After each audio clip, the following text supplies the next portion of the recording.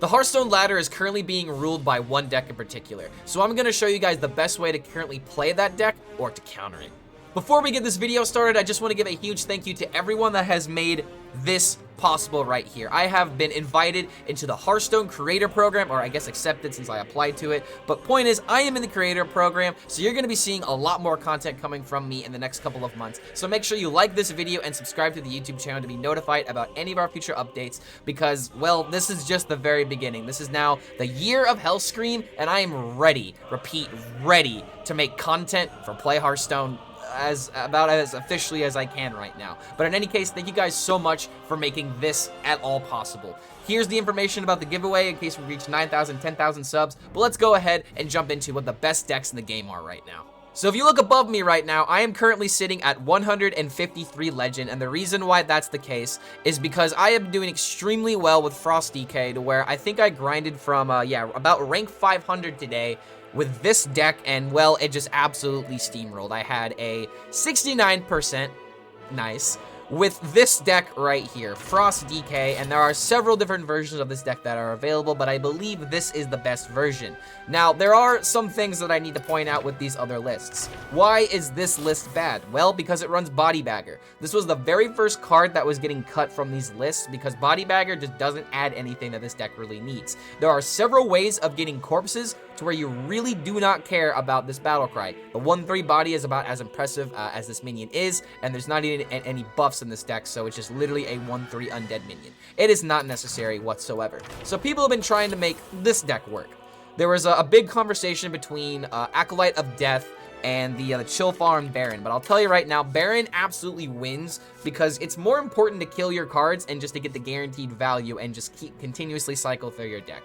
It's not that Acolyte of Death is bad, and trust me, I thought this card was the nuts for the longest time because of its synergies with other cards in Death Knight, but unfortunately, the consistency of the Baron is just way too important. So unfortunately, this is the list that I suggested last week, but I would not recommend running it. I would recommend running this list right here. This is the one that I showed you with the 69%.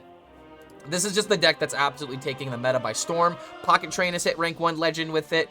I believe Rekvam, the guy who's it's named after, hit rank 1 legend with it. And McBanter also was playing this deck to rank 1 legend, but he decided to take out one card for Astalor. He cut a Harbinger of Winter for an Astalor Bloodsworn. So what's going to be in the description below is going to be the deck that I was playing, but in case you guys want to run this other list, all it is just one Harbinger for the Astalor, which I believe is supposed to help your Priest matchups. I believe that's why this is mainly in here.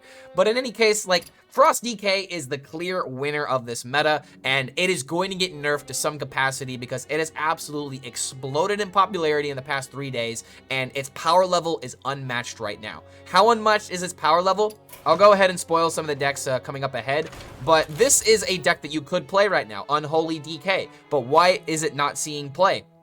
Because of how popular Frost DK is. It's literally that. This deck is literally cutting out Warrior, cutting out Druid, cutting out Demon Hunter, cutting out almost, it cuts out Hunter too. Like, Frost DK is simply the best deck in the meta right now, and I can't sell it any better than this. I am currently 150 legend with it. Everyone is hitting rank 1 legend with it, and it is literally a deck that, well, blocks out everything else because of Frostworm Fury. Something is going to get hit. The location was a clear winner of this mini set, and well, it's just about what can beat the Frost DK. So here's the real point of this video. What actually beats Frost DK somewhat meaningfully? I'll just go ahead and ruin the answer for you guys. It is APM Priest. APM Priest is quite literally one of the only decks, repeat, one of the only decks that can beat Frost Death Knight more the best. Like, let's just go ahead and just look at the data here because I want this to prove my point. Look at all of this green and look at this red one right here. Oh, 49%. It's essentially a 50-50. But out of all of the decks in Hearthstone, this is the only one that can crack a 60% against Frost Death Knight. There's Control Warrior builds, which, you know, if you go with a lot of armor and Renathal, maybe you can do that, but Control Warrior is going to be so bad against everything else, I can just not recommend it. But this is what the stats are saying. APM Priest, and to a lesser extent, kind of Boon Priest to a degree, it just really depends on your card draw, are all decks that you can work, that can work well against the Frost DK. And here's a list that I wanted to highlight. because there is a lot of insane things that this deck can do. So I usually don't do this, guys. I don't like showing a bunch of clips of the deck. You bastard! But I feel like the only way in order to showcase this deck is honestly just to watch someone else play it. This is Pocket Train right here. This is probably one of the best Hearthstone players, if not the best Hearthstone player right now. And, well, let's just watch him cook. Let's just watch him cook for a little bit so you guys can understand just how good APM Priest is. And honestly, yes, I am just going to keep myself here in this awkward position. But the reason why we're running Volish is so we can do this as early as turn 6. Now, there are going to be the people that are like, well, Animate Dead can bring it back. Well, if you keep copying a bunch of Animate Deads like Pocket Train here, it really does not matter if you have Volish in there. And don't ask why he cleared it. Look at that, 4 Animate Deads immediately, ready to go on turn 7. But yeah, this is self-explanatory. But let's get to the real impressive thing here. There was one turn in particular that I literally want to quit Hearthstone after seeing this. Okay. Please don't Volish me. Please. Good one. Shit. Good one. Oh, let me cook. Giga gamer, dude. I could never do that. Damage.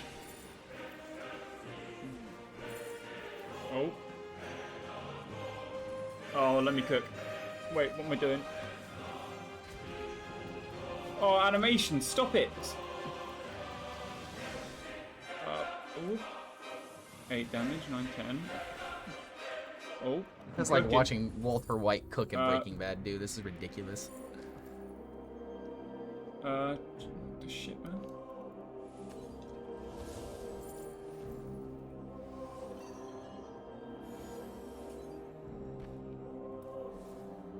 Oh, wrong one. The panic setting in, dude.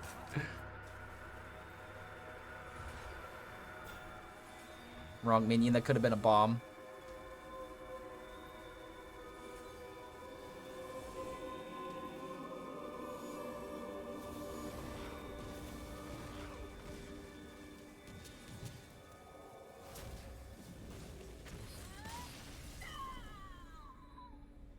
I want you guys to be honest with me. Could you do that?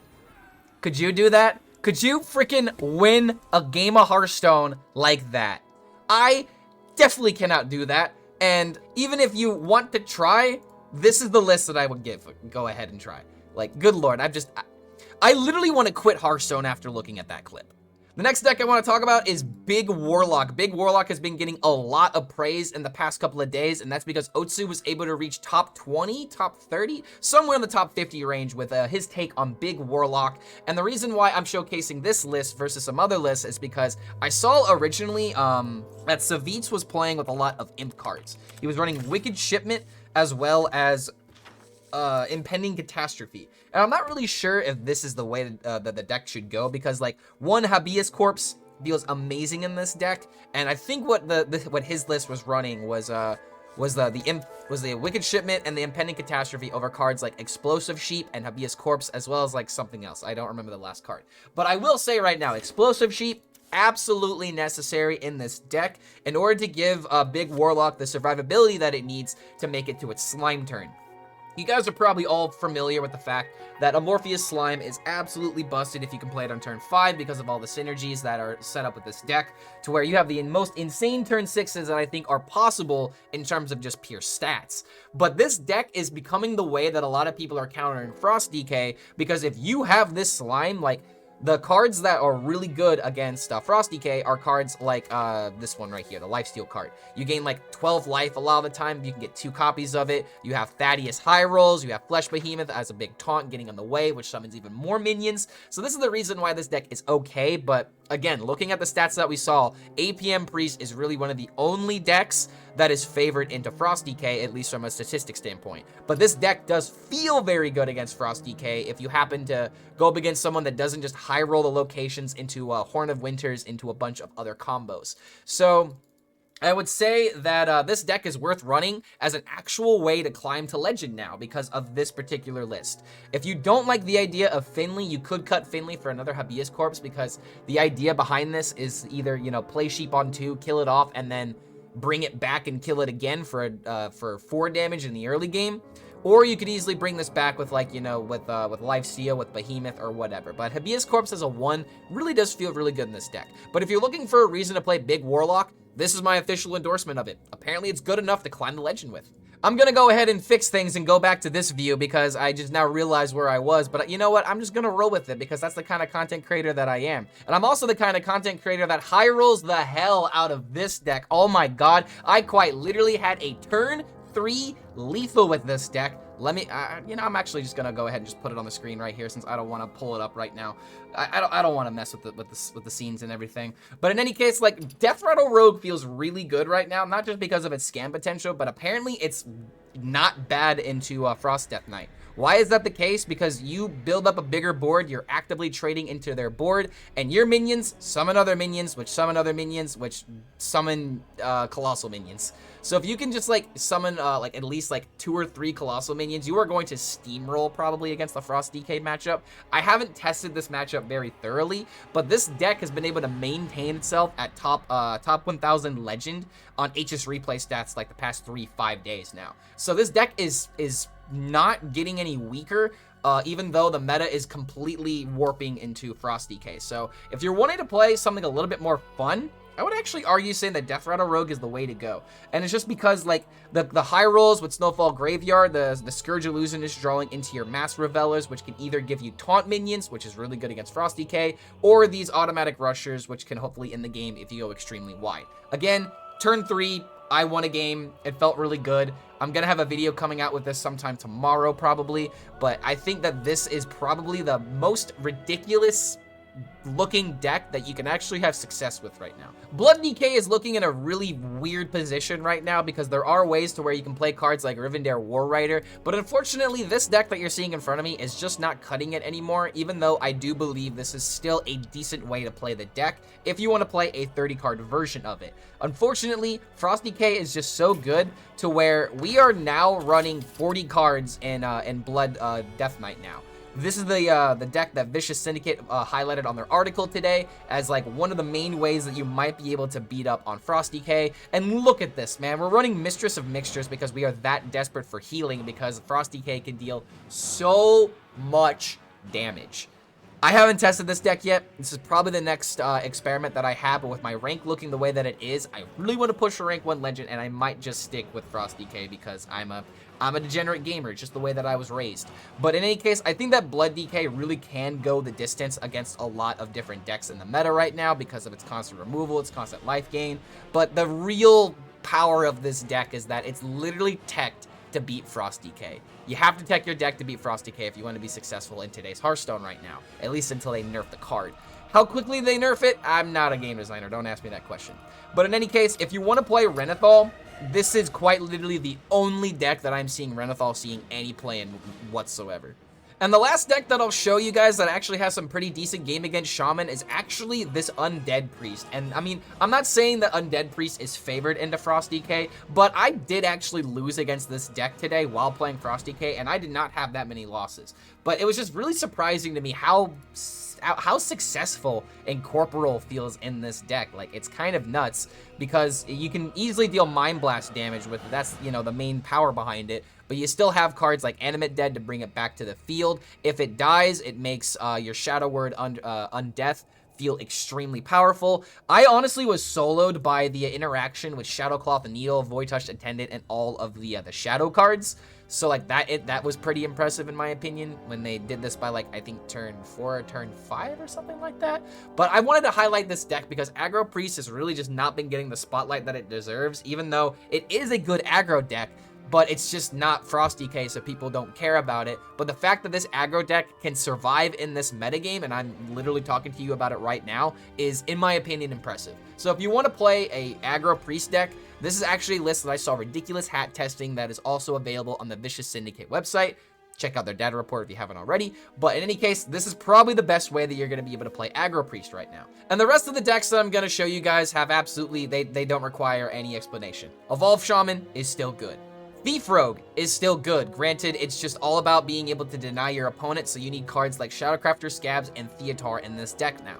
Phylactery Warlock is still good. The list that I copied on HS Replay only ran 1 Shallow Grave.